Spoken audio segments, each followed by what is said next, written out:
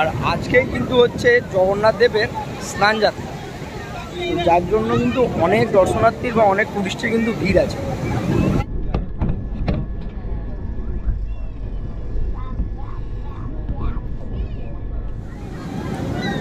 এখন দাঁড়িয়ে আছি সমুদ্র সৈকতে, আর সকাল বাজে হচ্ছে প্রায় 8টা।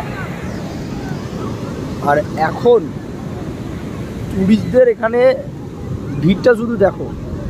আর আমরা হোটেল থেকে চেক আউট করে দিয়েছি, যেহেতু এখানকার হোটেলের টাইমিং হচ্ছে সকাল 8টা।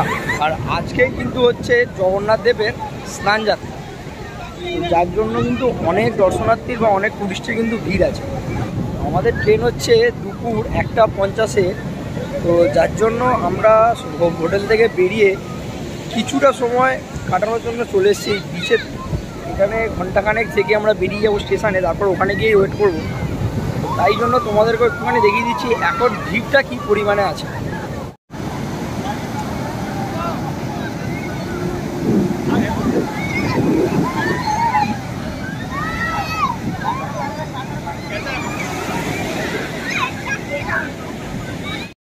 পুরীর এই সমুদ্র সৈকতে সকালের কিছুটা সময় কাটানোর পর আমরা একটা অটো ধরে চলে গেলাম আমাদের পুরীর স্টেশনে।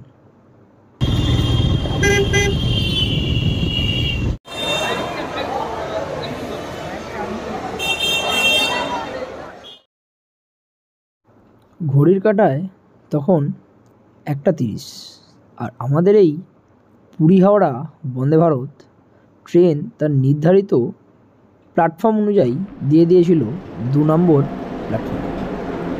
আর আমাদের এই ব্যাগপত্র নিয়ে তারপরে আমরা উঠে পড়লাম আমাদের এই বন্দে ভারত ট্রেন। আর এই জার্নিটা আমার first Vande Bharat train journey পরিবারের সাথে হতে চলেছে। এইদিকে এইদিকে এইদিকে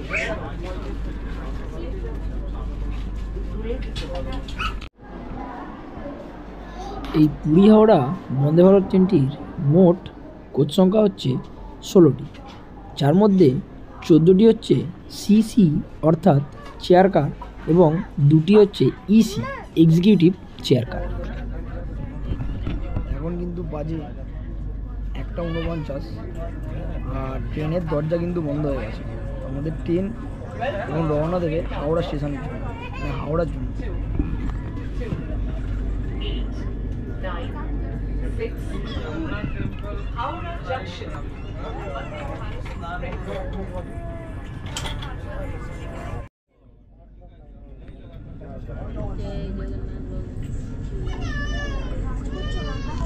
ট্রেন কিন্তু পুরো 1:50-এই আমাদের পুরী স্টেশন থেকে রওনা দিল হাওড়ার জন্য।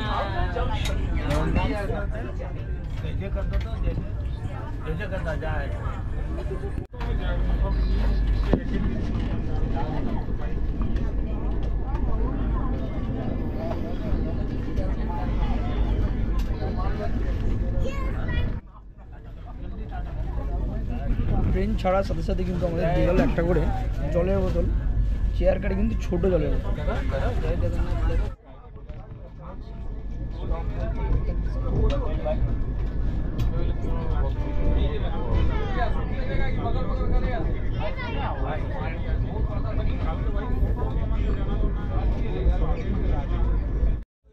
মিডিল পজিশনের যে সিটগুলো আছে, সেই সিটের যে টেবিলের যে কন্ডিশনটা বা ট্রেনের যে মানে সিস্টেমটা, সেটা তোমাদের এবার দেখি।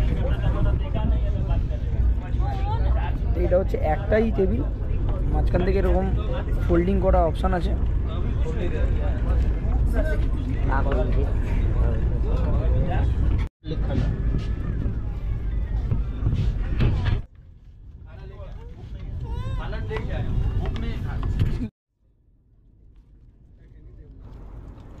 ট্রেন ছাড়ার কিছুক্ষণ পরেই আমাদেরকে দেওয়া হলো আমাদের দুপুরের খাবার।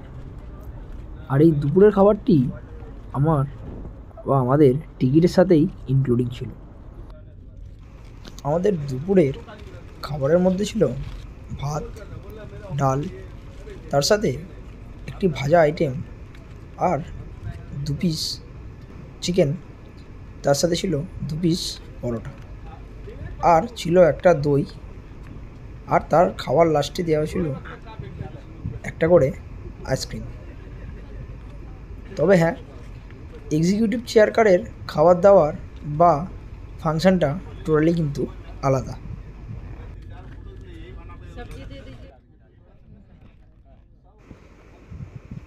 এই ট্রেনের খাবার দাবার বলবো না যে খুব ভালো, তবে হ্যাঁ, এই ট্রেনের খাওয়া দাওয়া অ্যাভারেজ, যেটা আমরা এই 8 ঘন্টা বা 7 ঘন্টা ট্রেন জার্নির খাবার হিসাবে খেতেই পারি।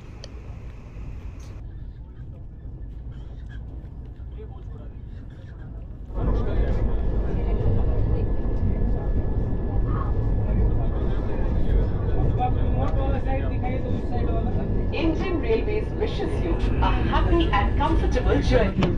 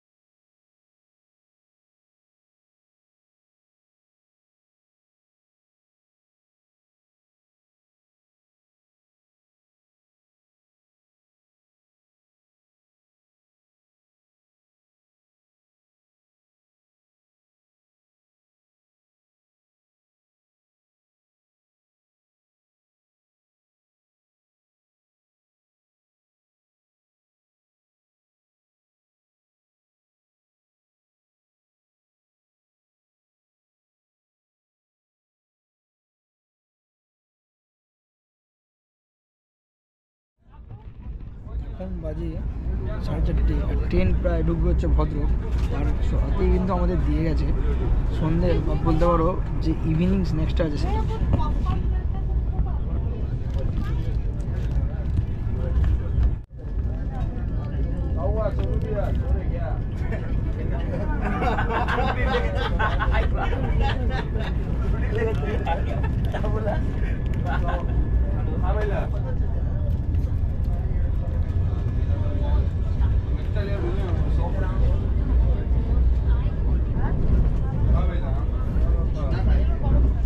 ইভিনিং স্ন্যাক্সের লটি চকোপাই আর ম্যাঙ্গো জুস খেতে খেতেই আমাদেরকে দেয়া গেল গরম জল, যেটা দিয়ে আমরা খাবো হচ্ছে সন্ধ্যের কফি।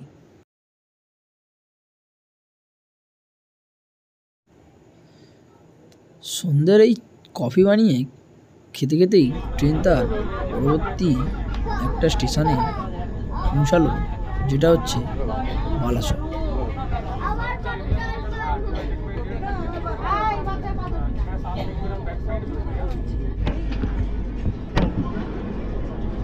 এখন ট্রেন এসে দাঁড়িয়েছে খড়গপুর, আর এর লাস্ট স্টেশন বা গন্তব্য যদি বলো সেটা হচ্ছে হাওড়া।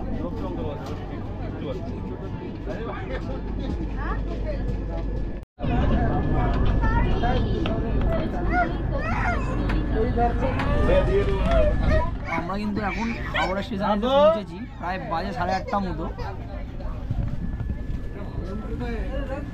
এই ট্রেনের এক্সপিরিয়েন্স যদি কিছু বলতে পারো তাহলে এটা আমার ফার্স্ট টাইম জার্নি হলো ফ্যামিলিকে নিয়ে।